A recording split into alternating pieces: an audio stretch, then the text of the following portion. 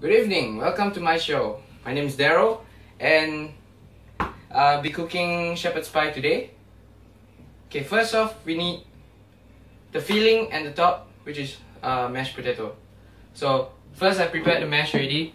You just need about 5 big large US potatoes, russet potatoes, and you gotta wash them off and boil it in a pot for 1 hour.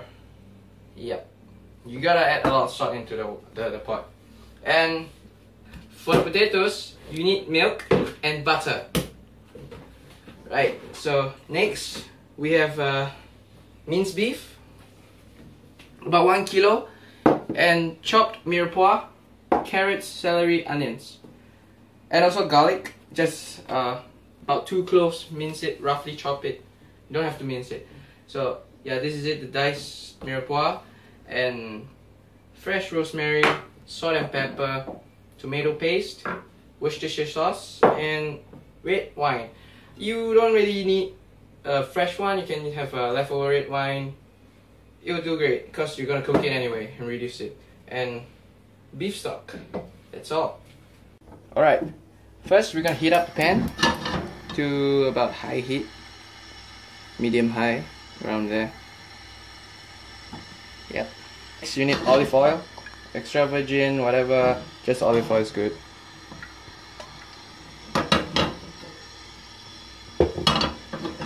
Wait till you see the smoke, and then that's how you know it's hot.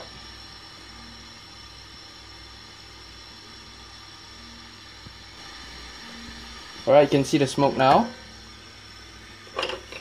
You're just gonna put all your beef in.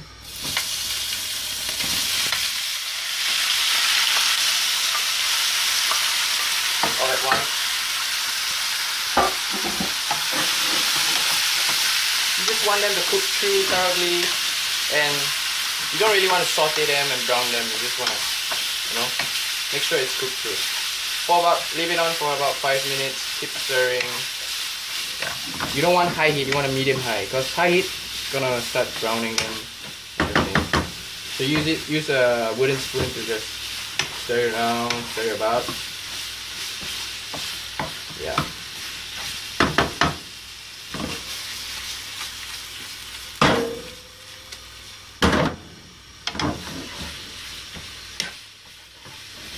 That smells good.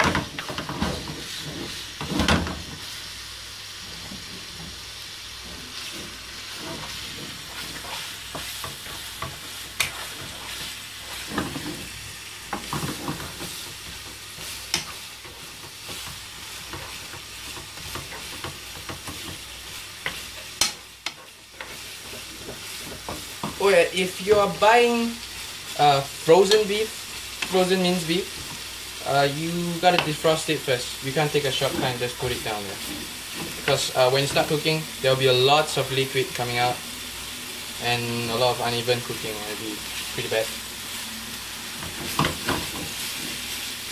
You can see there are some liquid inside.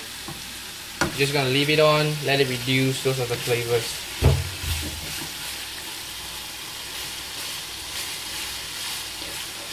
To make sure everything is thoroughly cooked. Don't have to be 5 minutes, because for me it's about feeling. I look at it, I feel it's cooked, I take it out. Not really about timing for me. Unless it's baking, it's a different thing.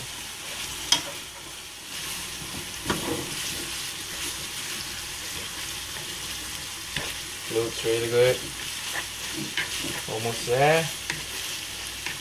About a minute or 2. Yeah.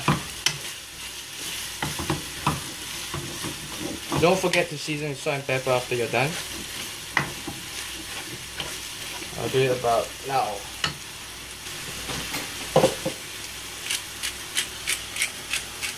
The reason why we don't season first is because salt kind of draws out the water.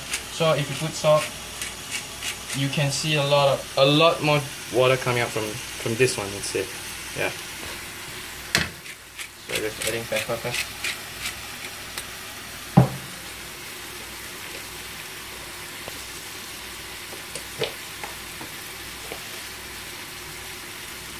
sea salt. More expensive but tastes better.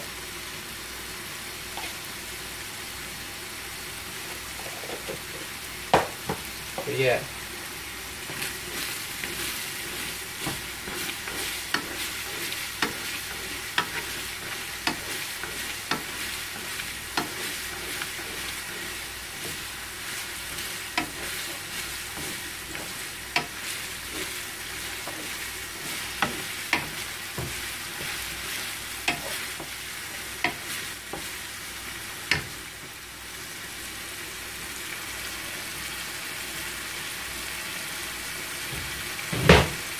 Next, you're gonna have to take it all out, transfer it into a pan,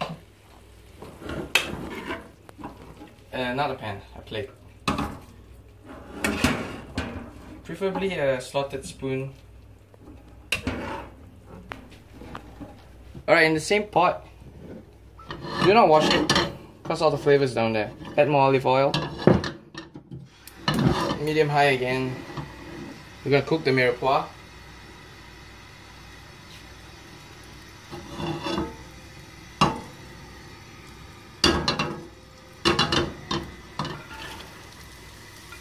For about 10 to 7 minutes. I mean 7 to 10, sorry.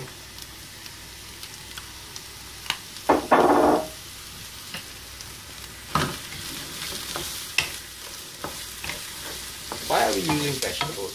Because it gives off the smell. Really nice smell.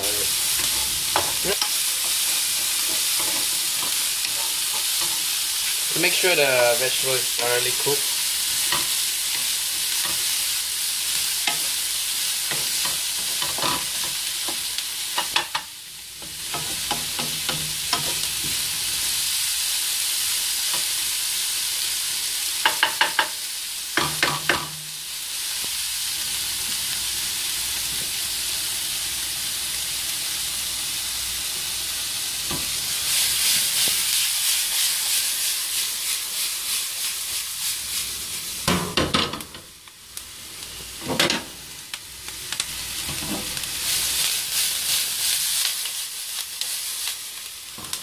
Now you can actually smell it. It smells better than beef actually.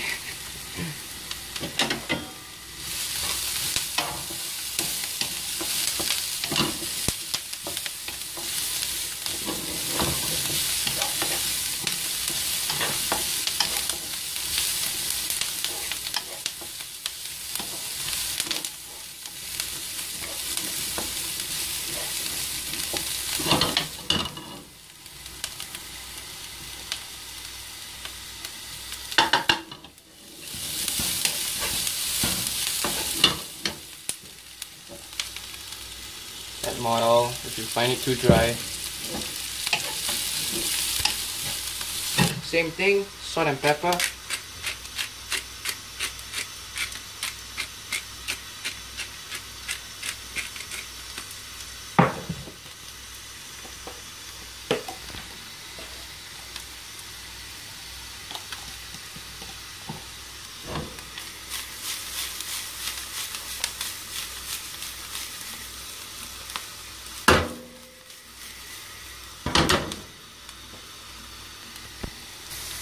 And next, after you're about almost done with this, add in back your beef.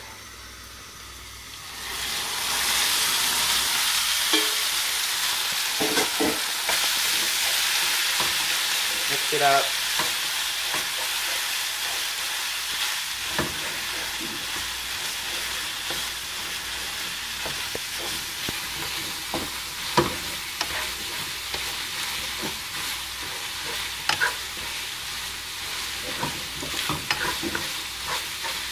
Beautiful.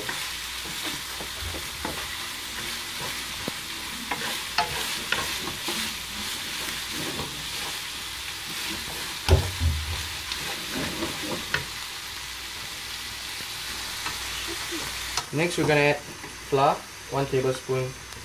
Spread it around. Flour is to thicken the sauce. About 1 tablespoon is fine.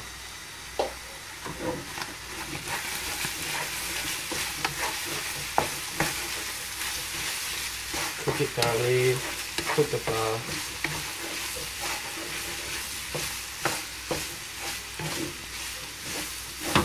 Next, you're gonna add in about 1 tablespoon of tomato paste. Yeah.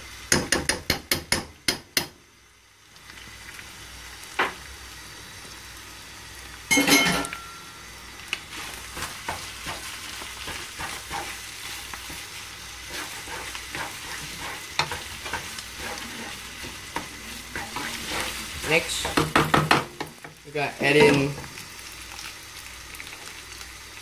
about 225 ml of beef stock. Yeah.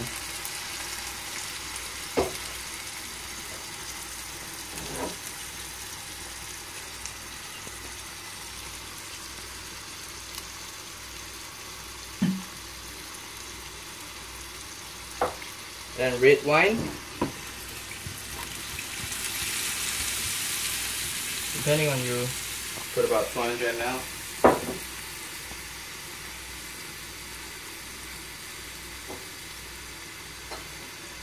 And about 1 tablespoon of Worcestershire sauce. Yep.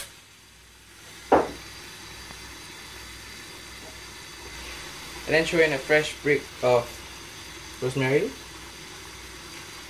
Just leave it there, leave it there. Just leave it there.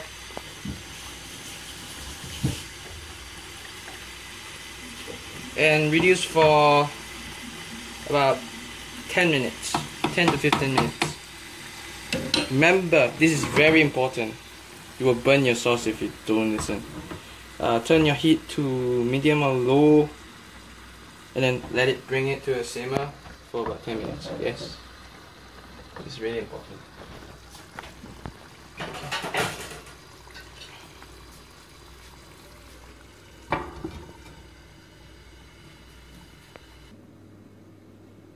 Okay, we'll put a timer of 10 minutes.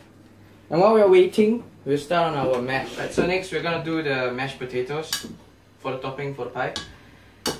Yeah, so you need hot milk, cold butter. Make sure your mash is hot.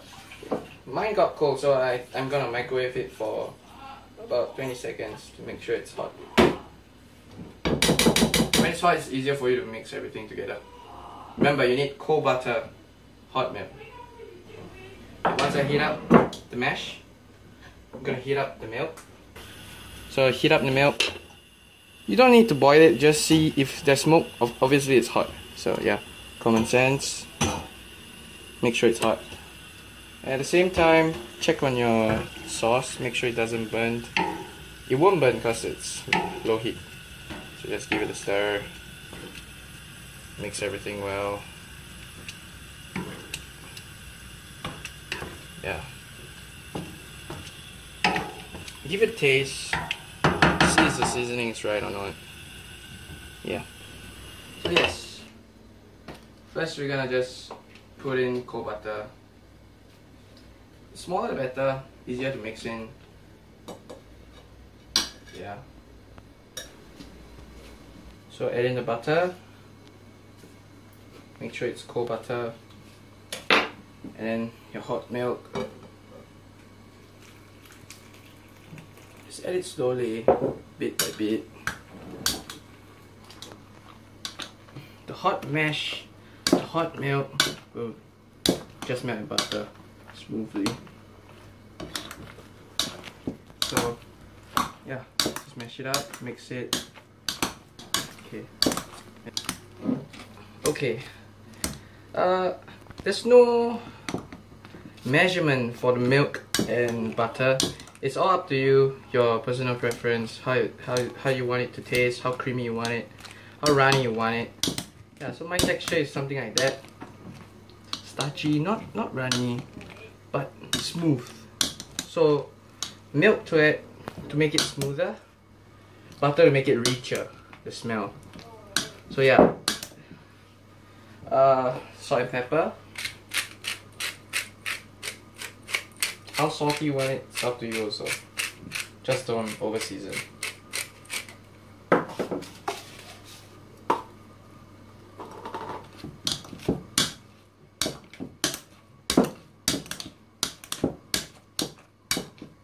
Adding more milk.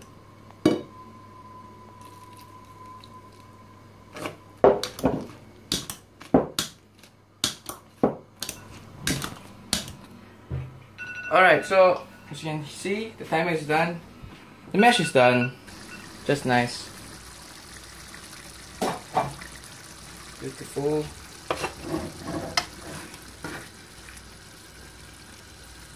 Take out this one.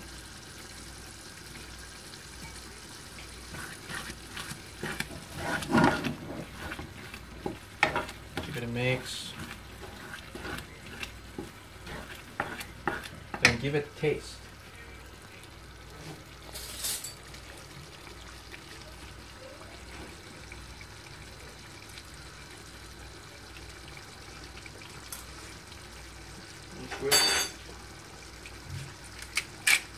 More salt, pepper.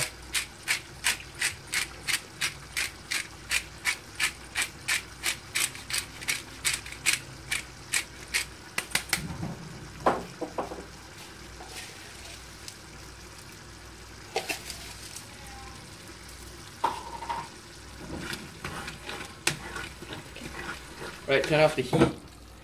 I forgot one thing. You're supposed to preheat your oven to about 225 degrees Celsius. Yeah. And yeah, just preheat it up. Okay, so we're gonna take this sauce and just pour it into a casserole dish. If you have those long ones, rectangular, that would be perfect. I don't have those, so I'm using the round one. So you just put the sauce. Pour it. You don't have to use everything. Depends. I made a bit too much, so I can actually make 2 casserole dish. So if you have big casserole dish, it'll be best. My portion is for about 10 people. I'm cooking for about 7 today, so yeah. Just lay it flat like that. Okay. Next, just gonna add your mash on top.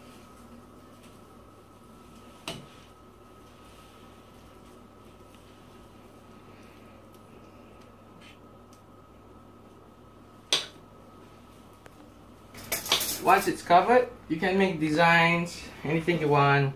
I'm just gonna do this. Use a fork, run through it. It's ugly, but whatever.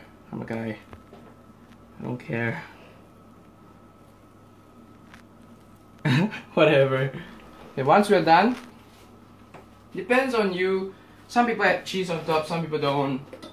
But for now, I'm just gonna do it for the sake of this video. So if you're putting cheese, there's no point designing your mash. So we're gonna add the cheese.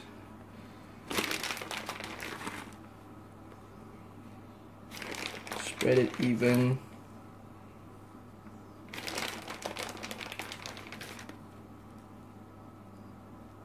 So right now, we are putting on cheese. The oven is preheated. We're just gonna put it in.